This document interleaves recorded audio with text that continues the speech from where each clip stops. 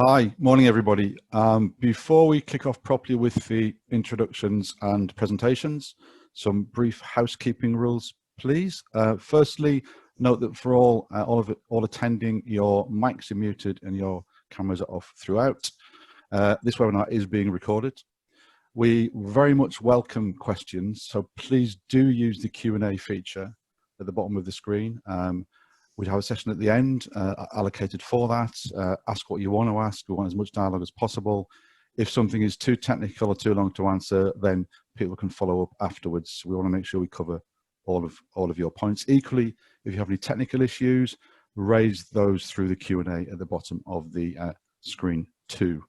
So, welcome everybody to this webinar jointly presented by Goodwill and James Cowper Kreston. It's great to see so many of you have signed up for this today, covering implications for employees pre and post Brexit, just something else we have to contend with whilst going through this pandemic right now. If I can just start by introducing the three speakers that we have today, and then I'll tell you a little bit about myself. So we have Jackie Brown. Jackie is HR manager at Goodwill. Jackie's been with the business for about 5 years now, where she heads up the HR team, and through that period she's helped many international businesses on a range of HR and related matters as they've moved to and scaled in the UK. And then we have two speakers from James Cowper Kreston. For those of you who don't know, James Cowper Kreston are a firm of accountants and business advisors operating from London and Southern England. Their specialist global mobility tax team is well placed to advise both employees and employees to make sure that they are compliant with UK legislation, and through their international network and their links to the French Chamber, they are well placed to deal with international requirements too. The two speakers from James Cowper Kreston are Jowad Chacht. Jowad is a senior tax manager who heads up the French desk in the global mobility tax team. He's a French native, is well versed in tax and the challenges of international business, and also French tax matters, having started his career in Paris in a law firm a number of years ago. Secondly, we have Charlotte Firth. She also sits in the global mobility tax team. She has a Big Four background with experience of PAYE and employment tax matters, PAYE settlement agreements, and PAYE reviews. And again, advises businesses in the international space in those areas. Myself, I am CFO at Goodwill. I have been with that business for 5 years, around the same time as Jackie started. And if I can give you a quick overview of what Goodwill does as a business, we, for about 20 years or so now, have been helping international companies move to and expand into the UK market, covering 5 core areas: corporate governance, so all about regulations, compliance, and so on. Finance, from day to day where needed, monthly reporting, quarterly reporting, year-end support and advisory services. Human resources around the whole employee life cycle. Payroll services, ensuring they are UK compliant and tying closely to the HR offering where that is also taken, and a virtual office, meaning that our clients can get on developing their business without the need to be looking after their own physical space and dealing with all of that admin. What those do when wrapped up together is allow a new business, the UK market, to just get on with driving its business forward, selling, developing, and so on. Hopefully you'll get a lot out of today. We'll kick off in a second with Jackie, covering principally areas around people, the movement of people, and then we'll move on to the James Cowper Kreston speakers, who'll focus a little bit more on social security aspects and tax breaks and tax related matters. So if I hand over to Jackie to start the presentations, and then we'll take it from there. Thanks, Kevin. Good morning, everyone. So if I just kick off to say that although it isn't at the forefront of everyone's minds at present, given the pandemic, we need to remember that Brexit is looming on 31st of December. So firstly, if we think about what you should be doing today as an employer and what will not be affected by Brexit, we need to remember that your UK employment contract must still be compliant with UK law, and it will be issued by day 1 of employment at the latest. This won't change, and the content of contracts will not be changing, with the exception of clauses relating to data protection. You still need payroll for UK employees. You will still need a pension scheme which is compliant with auto-enrolment. And you need to make tax and national insurance deductions for your employees and pay those to HMRC along with your employer national insurance contributions. Once you have employees in place, then you will need employers' liability insurance. And again, you must follow UK employment law for your employees, which also includes disciplinary and grievance matters, where you should have a company policy on this, and also health and safety policy once you have 5 employees or more. And then finally, you have a responsibility to check your employees' right to work in the UK, but this in itself will become more complex after 31st of December of this year. So what do you need to consider post-Brexit? So the areas that we'll be covering today are freedom of movement, secondments and sponsorship, and also data protection. At 11 PM on 31st of December of this year, the freedom of movement between the UK and the EU will end. So how will this affect your workforce? As already mentioned, to legally employ someone in the UK, they need to have the right to work in the UK. So after 31st of December, EU nationals will no longer have the automatic right to work in the UK. If we think about EU nationals already physically in the UK by 31st of December, then there are 2 options which you may already be familiar with or heard the terminology before, and that's pre-settled status and settled status. So if we look at pre-settled status first, this is for EU citizens who have less than 5 years of continuous residence in the UK. So when we talk about continuous residence, we measure this by looking at years of continuous service. So 1 year of continuous residence is reached by spending 6 months out of 12 months in the UK. So once granted, pre-settled status would be lost if there was more than a 2-year continuous residence break from the UK. So that means 2 years where the EU citizen has spent less than 6 months out of 12 months in the UK. Once an EU national has 5 years of continuous residence in the UK, then they may convert their pre-settled status to settled status. So then if we look at settled status, this is for EU citizens who have 5 years of continuous residence in the UK.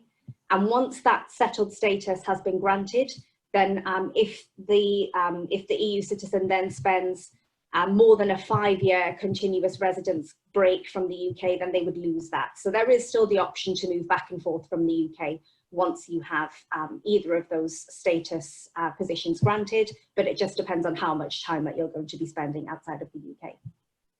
So applications for both pre-settled status and settled status are made via smart or Android phones, where applicants can scan their ID documents.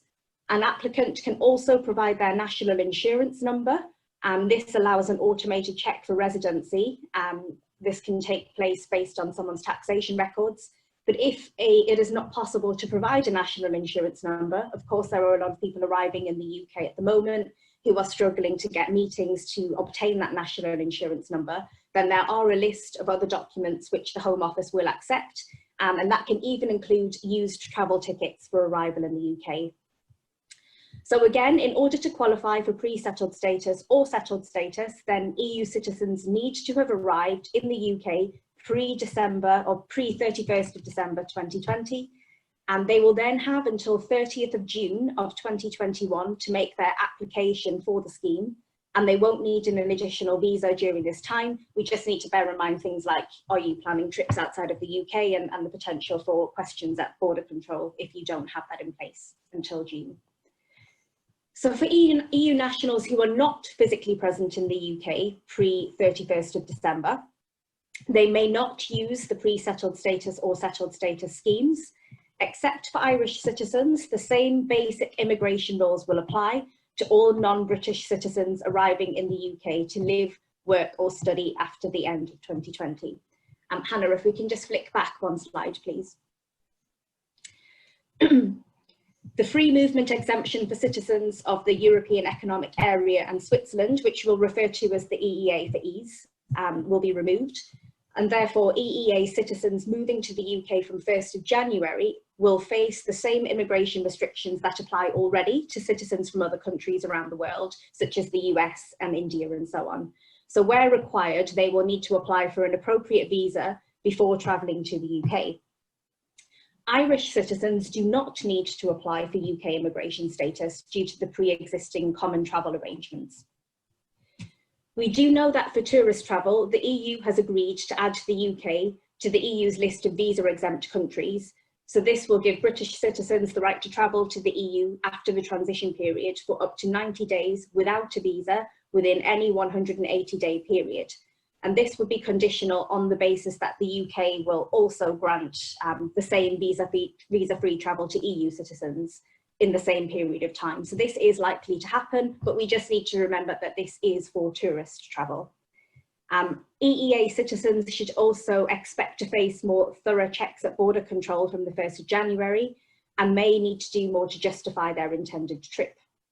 So if we think about business travel, if a visitor does not have a business visa, then permitted business activities will be restricted to activities such as business meetings, scoping out projects to be performed overseas and attending conferences. Unless it's a permitted paid engagement under the rules, then visitors won't be able to work as such. So this would include work placements or internships, or maybe even filling a temporary gap in UK headcount, even for short periods. So there's going to be no grace period during which travellers can work before needing a work visa, irrespective of the location of their employer, and they also can't make the UK their main home.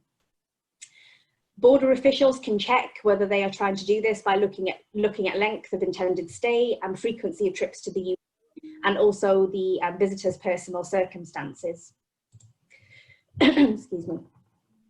Visas for short business trips and longer visits to the UK will be a matter for negotiation between the UK and each EU country that will be granted on a case-by-case basis. There isn't too much information about these visas yet, but we do know that they're likely to be authorised for a 90-day period maximum, and it could be single trips or multi-trips, which will allow trips back and forth to the UK.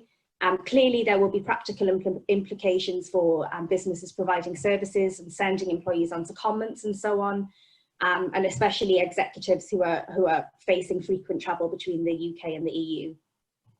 So if you're looking to hire EEA citizens in the UK on a longer term basis who are not already part of the resident labour market, which would include local employment as well as secondments, which we will go on to discuss briefly, then it will become necessary for you to become a Home Office licensed sponsor.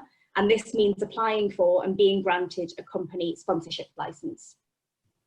The UK are introducing a points-based immigration system which will treat EU and non-EU citizens equally. Therefore, anyone coming to the UK must meet a specific set of requirements for which they'll score points.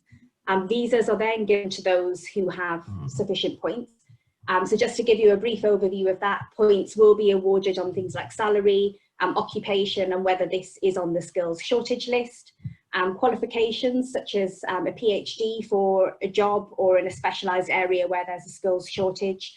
Other skills such as the ability to speak English at the required level will also be deemed mandatory. There will be a total of 70 points needed to be able to apply for work in the UK, and also a minimum salary threshold, which is currently set at £25,600 per annum, although this is interchangeable for other additional points, so there could be a slightly lower salary threshold if a person is perhaps on a skills shortage list. The application process for the licence itself is lengthy, just as a word of warning, and you will need a UK company presence and a senior employee located in the UK to be able to apply for this licence. And the licence is quite costly to the employer. So as well as the cost of the actual sponsorship licence itself and the related certificates of sponsorship per migrant worker, there will also be an immigration skills surcharge for each worker, which at the moment is set at £1,000 per 12 months for each worker. Also there is an additional £500 per subsequent 6 months for each worker. So that can add up to quite a substantial sum. And there is also a health surcharge which the employee will need to pay for each year that they are sponsored to stay in the UK. This charge will increase to £624 per year for all immigration applicants. So for example, for a 5-year visa, this will be an amount of £3,120. And this sum is a bit less for student visas. There will be different visa categories. 2 of the most common existing visas are being renamed. So at the moment, for anyone familiar, there is a Tier 2 general visa in existence at the moment, and that will become the skilled worker visa. And the existing Tier 2 intercompany transfer visa will become intercompany transfer visa without the Tier 2 aspect. For those of you who are unaware of that, the intercompany visa is where you would wish to transfer an employee who maybe works for another part of your group company to the UK company for a while. There will be some additional rules for intercompany transfers, such as length of time that that person has been a member of your group and who has worked for the non-UK company. And then there will also be a higher minimum salary threshold for the main skilled worker route. There are additional visa routes to explore, which are too extensive to go into in this session, including those for highly skilled immigrants, which are applied for independently by the individual rather than the company, and also student visas, but there will continue to be no dedicated visa group for low skilled roles. So if we think about EU nationals who are not in the UK by 31st of December and where your workforce will come from. Next slide, please, Hannah. We've spoken about the sponsorship license. So if you do not apply for a sponsorship license, then from 1st of January, you will only be able to apply to, or you will only be able to hire from the existing resident labour market force in the UK. If this is the case, then now is more important than ever for you to work on talent attraction and to think about your employer brand and how to attract top talent. If we think about secondments, for anyone unfamiliar with this term, a secondment is where you temporarily move an employee to another business or a part of your business.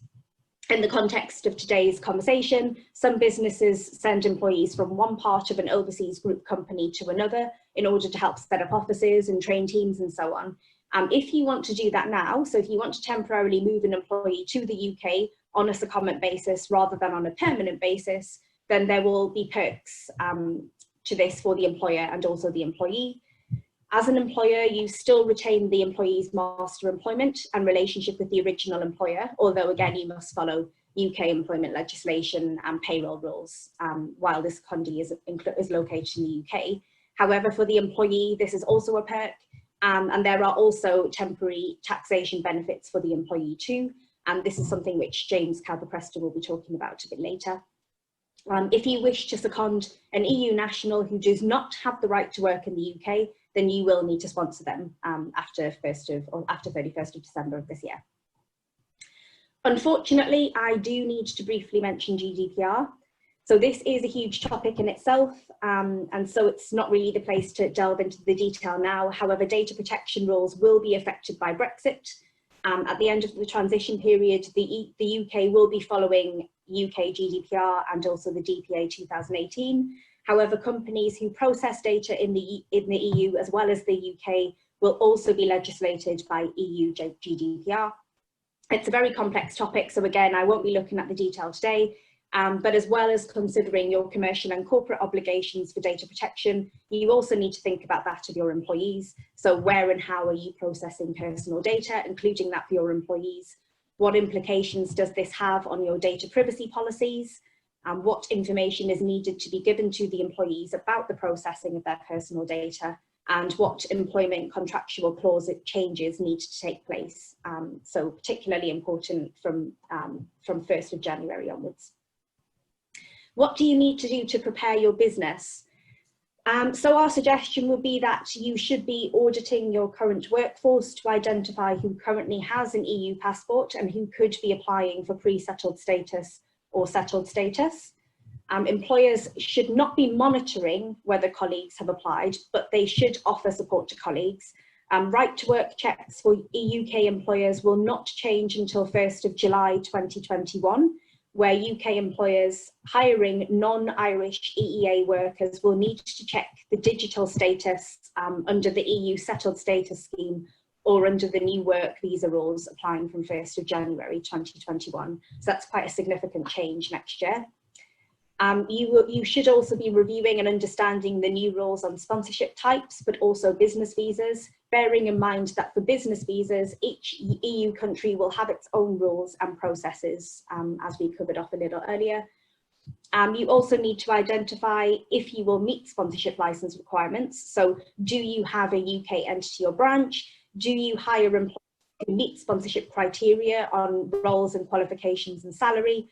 If not, then you will probably need a license. And if so, do you have a senior person working in the UK who could be your authorising officer? Looking at your current organisational structure, maybe you can identify if it's maybe wise to bring EU nationals to the UK pre-31st of December, so planning a secondment or something like that. And also reviewing and updating recruitment budgets to incorporate potential sponsorship costs.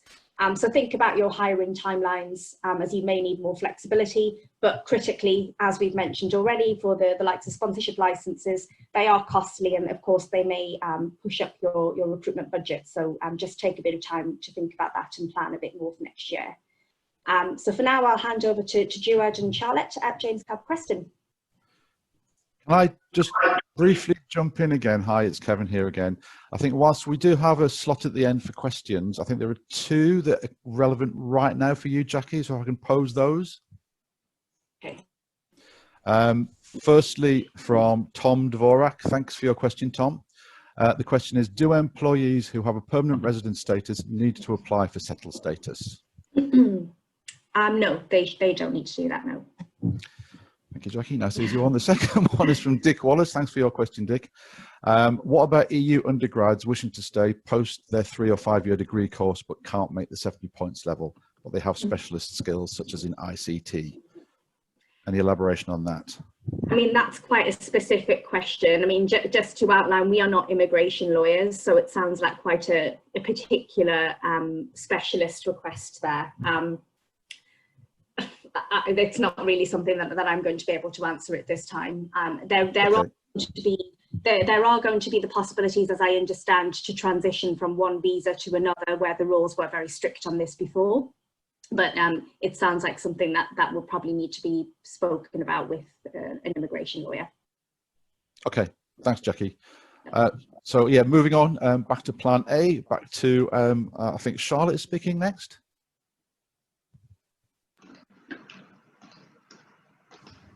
Thank you, Kevin. You'll be me starting first. No problem. So as Kevin told you, my colleague Charles first and myself, we look at the different tax aspect and social security aspect pre and post Brexit. So today I'm looking at the 3 main tax relief for UK assignees or individuals coming to the UK. Brexit could be a factor in discouraging individuals from coming to the UK. However, the existing tax reliefs on UK assignees will be still applicable post-Brexit. So the main 3 tax relief for inbound assignees are the remittance basis when you're non-UK domicile, the overseas workday relief, and last but not least, the temporary workplace relief. So for the first one, when you can claim the remittance basis when you are non-UK domicile. So being a non-UK domicile could have significant tax advantages. But what is the concept of domicile? So the domicile is a complex concept based on case law. In very simple terms, a taxpayer's domicile is a place which is considered his long-term home and is based initially on where the taxpayer was born or where their father was domiciled when they were born. So, Georgia, can you? Yeah, thank you. Now, as a non-UK domicile, you have 2 different ways of being taxed in the UK. So, namely the arising basis or the remittance basis of taxation. So, under the arising basis, the individual will be subject to UK tax on his worldwide income and gains as they arise. Under the remittance basis, the individual will be subject to UK tax on his UK income and gains only and any remittances to the UK. Please note that the remittance, like the definition of a remittance for tax purposes, is wide-ranging, and so some advice may be required.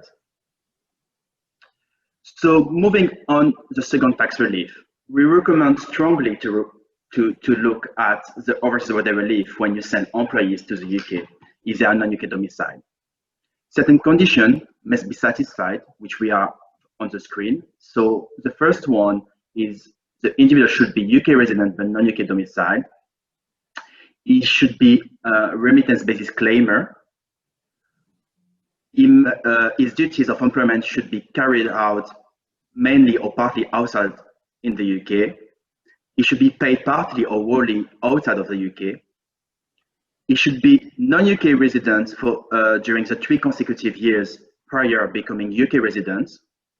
And the relief is only available for the first 3 years of UK tax residence.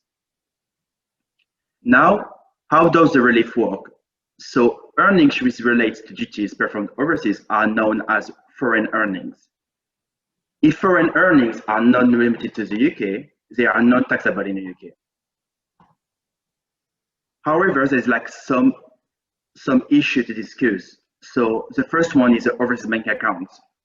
So the employee's remuneration must be paid directly into an offshore bank account, and HMRC must be informed of the taxpayer's qualifying account via the tax return. The bank account must have an initial balance of no more than £10 on the date of the first qualifying earnings from employment are paid into it. So the taxpayer can either open a new overseas bank account or join the existing one, an existing offshore bank account, down to £10. Usually, the overseas workday relief is generally claimed via the self-assessment tax return.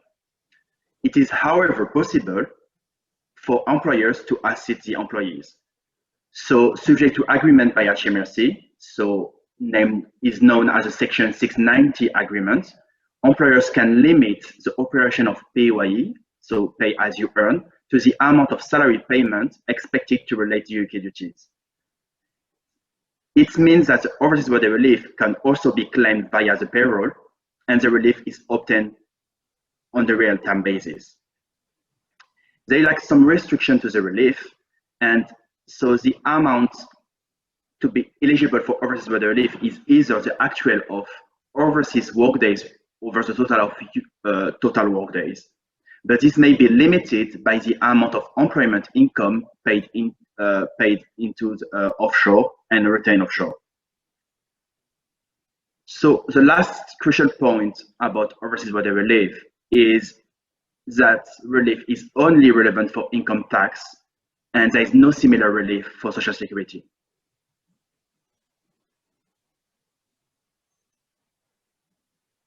So the last but not least, the third tax relief is a temporary workplace relief. So a temporary workplace for inbound individuals is an assignment lasting up to 24 months. Here, a deduction from earnings is given under the detached duty relief for certain expenses. To be eligible for the relief, a relationship should still exist between the employee and the employer and their home country. Therefore, they should remain under their home country employment contract. It is possible in very limited circumstances for the relief to be available where an employee is on a local UK contract, but the continuing relationship with the home country will need to be clearly demonstrated, and especially to HMRC. The relief covers a number of travel and subsistence costs. The common items which are claimed include rental income, council tax, utility bills, etc. There is like some example of non-deductible expenses via this relief. So that includes school fees, broadband, or also the telephone cost. And you need to bear in mind that only the housing costs relating to the actual employee fall within the relief. And as a general rule, we get 10% of the spouse and 5% for the child must be deducted from the cost to calculate the allowable amounts. Now, how does the relief work? So the ways that the relief is claimed will depend on how the expenses have been paid. So firstly, if an employer pays or reimburses 100% of the actual expenses on behalf of the employees, then these expenses would be reported on a form named P11D. The individual on his side would then show this item on their tax return with the corresponding deduction under the temporary workplace relief. Secondly, if an employer pays some element but not all of them, so a P11D form should be still required for the employer for the cost they covered, and the individual can make an additional claim for the personal expenses via his tax return. And the last point, and we often see that some employer paying a ransom allowance to cover costs because it's easier for an administrative point of view. And if this allowance is not directly related to actual expenses, then it should be included on the payroll and subject to PAYE and Social Security in a normal way. However, the employer here should retain all details of the actual costs incurred and claim the relief via the tax return. So I briefly provide you some details about the three main tax relief for inbound Assignees in the UK. The rules are quite complex and maybe some advice may be required. However, I will now hand over to Charlotte, who will give you some details on Social Security application pre and post Brexit. Thanks, Shawad. So yes, I'm going to look at the Social Security position, mostly for inbound assignees to the UK, both as things currently stand before Brexit and then how things might change after Brexit, depending on whether or not we have a deal in the end. So as things currently stand, the rules for Social Security for assignees coming into the UK broadly fall into three categories. Firstly, if the assignee is coming to the UK from another EU or EEA country, they can apply for an A1 certificate of coverage from their home country authorities, and that will keep them in their home country social security system while they're on assignment to the UK, and it will exempt them from paying UK national insurance. Usually those certificates can be applied for to last up to 2 years initially, and then they can be extended up to 5 years in total. For multi-state workers, so that's individuals working in 2 or more EU or EEA member states regularly, they can do a multi-state A1 application. That's usually for the country where they are habitually resident or where their employer is based in some cases. And that means they pay social security in that country and they're not liable in multiple countries at the same time. The second category is for individuals coming to the UK from countries with which the UK has a social security agreement. For those cases, and countries such as the USA and Japan will be quite commonly seen ones, the process is similar to an A1 process. The individual would apply for a certificate of coverage in their home country to keep them in the home country system and exempt them from national insurance whilst they're in the UK. Finally, for individuals who are coming to the UK from countries with which the UK does not have a social security agreement, no UK national insurance will be due for the first 52 weeks in the UK, and then national insurance will kick in at that point. And just for outbound assignees from the UK to non-agreement countries, almost the reverse applies. So UK national insurance will usually continue for 52 weeks and then cease at that point. So these rules generally eliminate the risk of double social security liability. So what's going to happen post-Brexit? If there is a deal, we would expect things to continue roughly as they are in terms of arrivals from the EU. And that is the basis on which, sort of most people in HMRC were working for a very long time. But as no deal looks increasingly likely, we need to perhaps consider what would happen then. And that's where things get a bit interesting, because no one seems to be 100% sure of what the outcome will be, not even at HMRC or in the EU. So in the event of a no deal, we currently understand that EU countries are divided in their opinions and have divided themselves into sort of three main groups. The first group is taking a hardline approach, and that includes Germany and France. And their view is that from the 1st of January 2021, all UK issued A1 certificates will become invalid regardless of their expiry date. And then what would happen is you would need to look at domestic legislation in each country to determine the treatment. So for inbound assignees to the UK, we assume that would mean that the 52-week exemption would apply. So there'd be no risk of a double liability for that period for inbound assignees, but there is the possibility of UK outbound assignees then having a double liability for the first 52 weeks.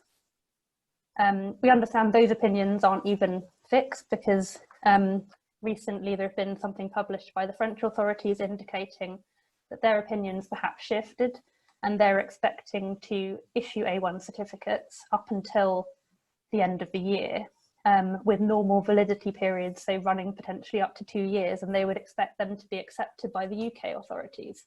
And normally if they're expecting the UK to accept their certificates, we would expect that they would accept UK issued certificates up until their expiry date. So that's an interesting development. The second group of countries favour the softer approach, and that's including Spain and Portugal. And their view is very much that they will accept existing certificates as valid until their expiry date. And so in that sense, there is some merit in making A1 applications now and up until the end of the year, because it will put you in a stronger position potentially if that's the overriding opinion in a no deal scenario. The final group we have is a more flexible approach group favoured by Italy and Belgium, and they've indicated that they will continue to accept UK issued A1 certificates regardless of the issue date. But in practice, it's unclear how that would actually work, given that UK nationals would no longer be covered by EU rules after the 31st of December. So these varying opinions perhaps throw up more questions than they provide answers. And we've sort of indicated on the next slide various unanswered questions that we have HMRC haven't really addressed. So you've seen, we've got the views potentially of a few of the EU countries, but what are the views of the other countries that haven't expressed an opinion yet? Are they going to have different views, and are we going to have to look at lots of different opinions post-Brexit? And as I said previously, looking at local legislation potentially removes inbound assignees to the UK from national insurance for 52 weeks, but opens the possibility of double liability for UK outbound assignees. However, HMRC are aware of a potential loophole of giving outbound posted workers a contract with an offshore subsidiary, for example, in Guernsey, and that would sidestep the continuing 52-week liability. It might pose other questions in terms of employment contracts, continuity of employment, etc. But it is an option to consider. And what about existing underlying social security agreements that the UK has with some EU member states? We understand that many EU countries have taken the view that those agreements are out of date and will no longer apply. But the rumours are that the EU has taken legal advice and been informed that those agreements will continue to apply until the point when they are amended or removed from the statute book in the countries. In practice, the agreements that we do have in place are out of date and would need updating, as they don't really deal with today's globally mobile workforce. Some of them, for example, would only allow an individual to remain in their home country's social security system for a maximum of 6 months, which wouldn't be really helpful for a lot of the assignments we see today. So will the UK need to sign lots of new social security agreements in the event of a no-deal Brexit? That's quite possible. The UK doesn't even have underlying social security agreements with many EU countries. For example, Poland is a big one. And as I said, a lot of the ones we do have are out of date, so would need updating. The big headache, however, is multi-state workers, as none of the indications we have to date from HMRC or the EU really address how multi-state workers would be dealt with. Would they be liable to paying social security contributions in multiple countries at the same time? And how would those countries calculate those contributions? So would they be made on 100% of their income or only on income from work days performed in that country? None of that's been answered really. There is a suggestion that perhaps to mitigate against that possibility, employees or employers could look at their workforce's work pattern and try to reduce their overseas travel to business trips in some cases to avoid the position of potentially being a multi-state worker. So these are just some of the unanswered questions we have, and they might not be resolved really until the last minute when we know whether there is going to be a deal in the end, or if not, what different member states' opinions are on how things should look post-Brexit. So if there is no deal, it might just be a case of looking at each individual country and seeing how they're interpreting things and hoping that they take a pragmatic approach to avoid double liability possibilities. So I think that's the end of my slide. Georgia, I think we have our contact details on the final slide. So if there are any questions that don't get answered in the Q&A session, do feel free to contact us. And I'll just hand back to Kevin. Thank you, Charlotte. Well, thank you to all three speakers. Hopefully some good, useful information as part of that, but clearly still some way to go depending on whether there's a deal or not. Still a fair amount of uncertainty, unfortunately. But nonetheless, at least it's good to know which areas are the challenging ones and where we still need to get answers when we do have them.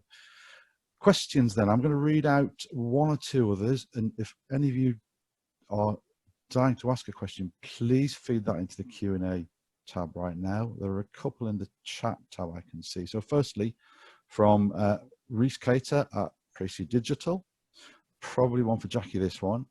How does coronavirus affect settled status and EU citizens? We have recently employed people living in the EU who will move to the UK, but whose travel is disrupted by COVID. Will there be allowances made for these circumstances? And I'll dive into the follow-up as well. Thanks, Reece, for the second one on top of that. We have some employees who are EU citizens who were previously living in the UK, but who've been in their home EU country for an extended time due to COVID. Do they need to make sure that they are also back in the UK by December the 31st due to the risk of being locked out? Okay, so I think there's maybe a little bit of misunderstanding around when someone actually needs to be in the UK. So we're saying that someone has to have been like living in the UK ideally by 31st of December by 11 p.m. 31st of December.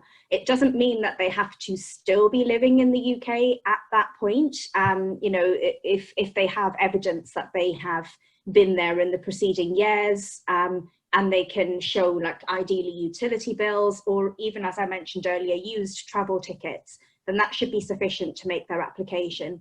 In the context of this question, you know, you have said, Reece, that they were previously living in the UK, but presumably they were working as well. So they probably will have a national insurance number that will go towards their application. So even if they're not physically present in the UK on 31st of December, then they should still be able to make an application in the context of your question. Thanks, Jackie. A second question, this one's from Freya Janssen, so thanks for your question, Freya. Do employees need to apply themselves for the settled status, or do we as HR need to help in that? You can give guidance in terms of, you know, there is extensive information on the UK Gov website, for example, in terms of the documentation which is acceptable to Home Office. So of course you can give guidance and you know, give them the link and so on to make the application, but the application itself does need to come from the employee themselves and not from yourself as a company. It would only be yourselves as a company who would be applying for the sponsorship license. Everything else needs to be the employee themselves. Thanks again, Jackie, and I hope that answers your question, Freya. They're the only questions currently in there, so if anybody does have any, please feed them in now. If not, we are moving towards the end, so I'll give a few seconds for anybody who does have a last minute question.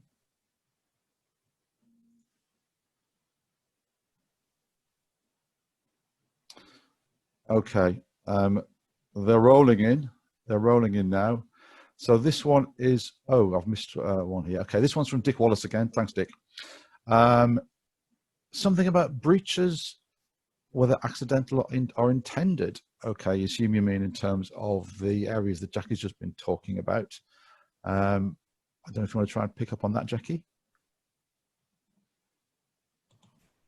I'm not sure if it is for my area, to be honest. Can you elaborate, Dick? Breaches in which breaches of what exactly, or which area vaguely? We can come back to that, Dick. If you can feed him, please, that'd be great.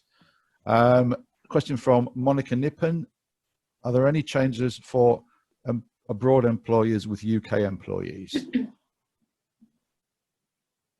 So in this context, I'm assuming that means UK employees who are living in another country. I think that's the question, yeah. Yeah, I mean, we can only really give comment on what the UK is doing, because of course, we're talking about people having the right to work in the UK, and that would be EU nationals or EEA nationals who are coming to the UK. In terms of the ability to work in the EU, then as I mentioned earlier in my presentation, we're maybe looking at business visas, and the rules and regulations on that are going to be very much country by country, and there's not going to be one broad approach to this across the EU. So we don't know, it depends on the actual specific country themselves. I'm not sure if Jawad and Charlotte, whether you've got any comments to make from a taxation and national insurance or social security perspective there.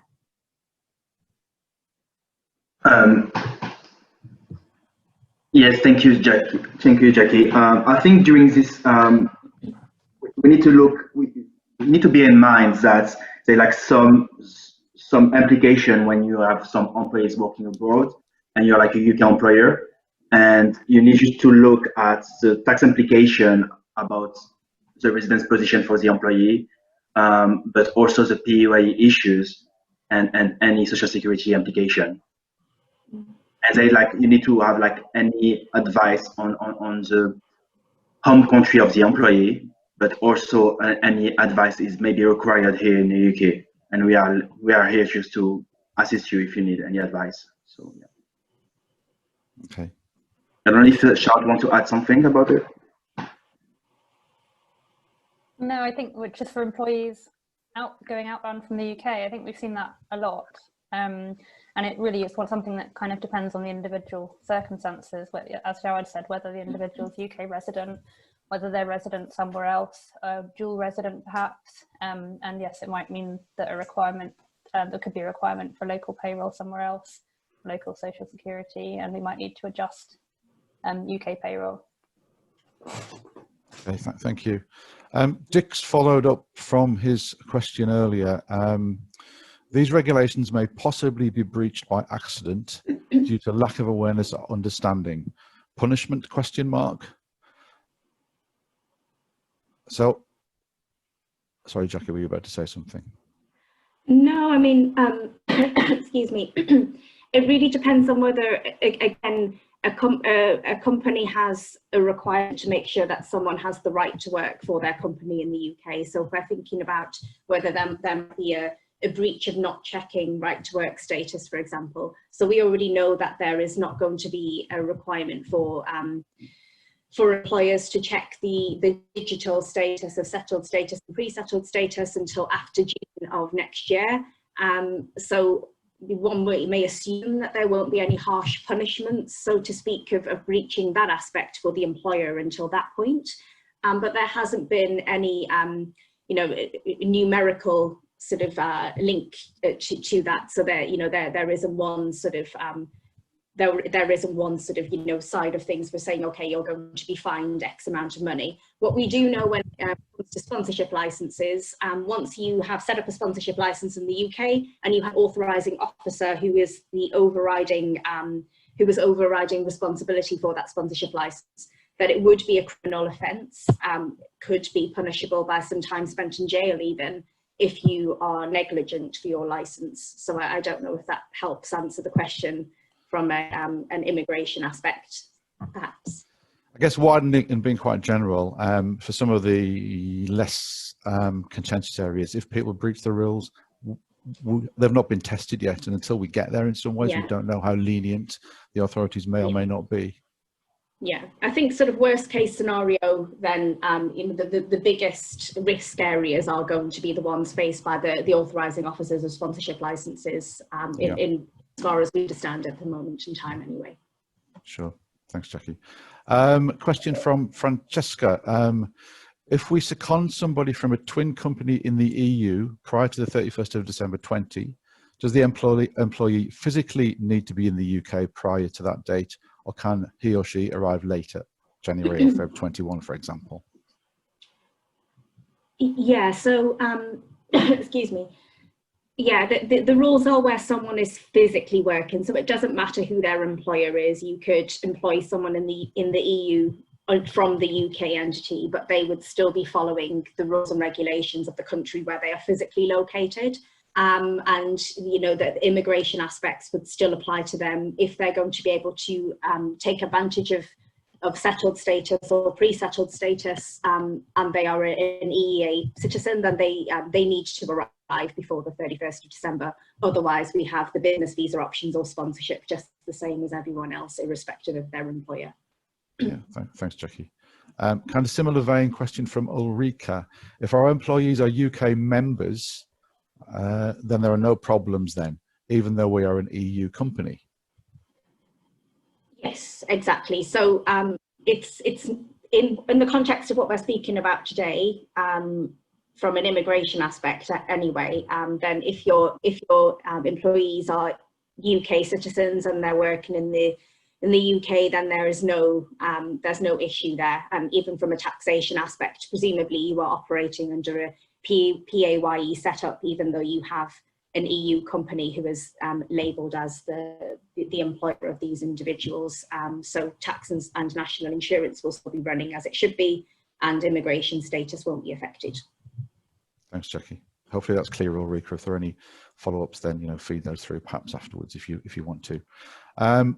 That's it, I think, in terms of the questions. I think there was two more, so one in the Q&A and one in the chat. Oh, I've missed the chat one, have I? Oh, I have missed the chat one. Okay, question from Catherine. Do we have to get a permission for the expats outside from the EU from December until June? I'm not sure on the question there. No, I'm not sure I know exactly what that means, Catherine. I don't know if you're able to elaborate.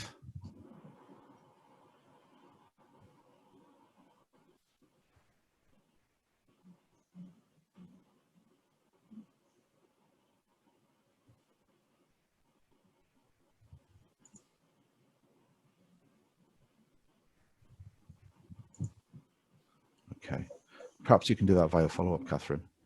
Yeah.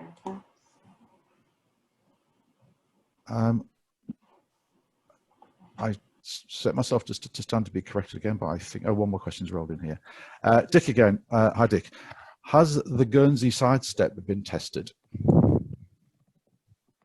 That's for me. It's probably a tax question. Yeah, I think it's a social security position, employing people via a Guernsey company, but no, it hasn't really been tested. It was just, I guess, a way that had been brought up in conversations with HMRC to avoid the outbound 52-week liability, and HMRC are aware that it does appear to work in that context, but obviously we don't know if no deal is going to happen, or if we'll continue on under broadly the same rules, so there'll be no change. So no, it hasn't been tested, and probably won't be until we are in a no deal scenario. Yeah, okay. I guess that applies to a few things generally. An anonymous question. Do the requirements for licenses, etc., apply to the employing subcontractors, for example, for contract works?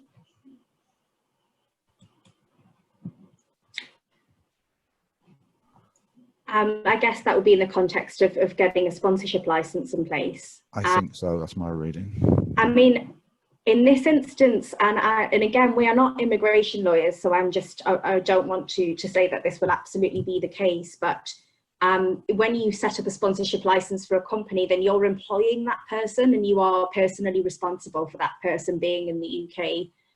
So I don't think that it would actually cover contractors per se. If you're employing independent individuals, then I don't think that your sponsorship license would cover those individuals. Okay, thanks, Jackie. Monica again, are there any changes for an employer outside the UK employing UK citizens?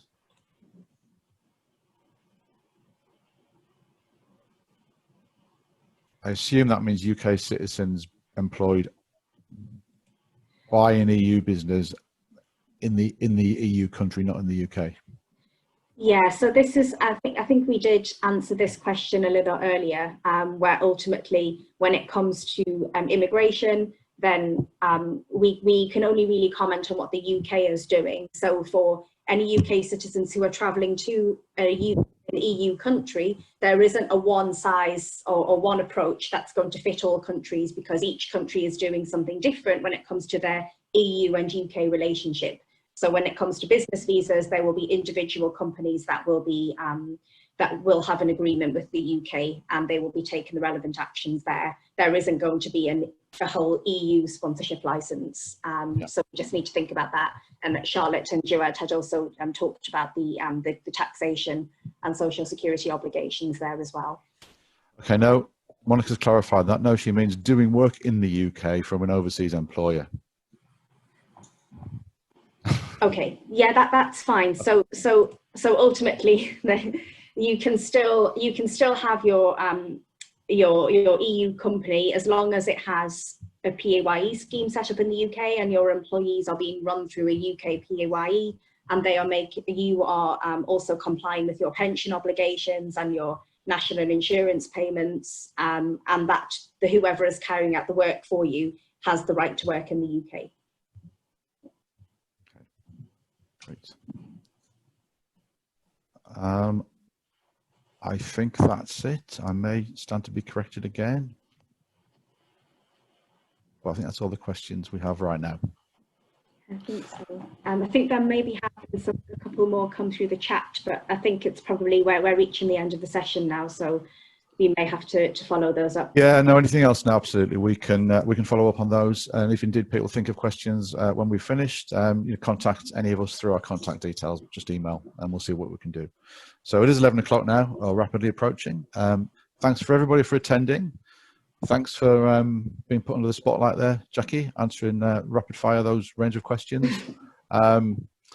Again, thanks to everybody. If you have any queries, feed through to any of us separately after the event. Thanks and goodbye.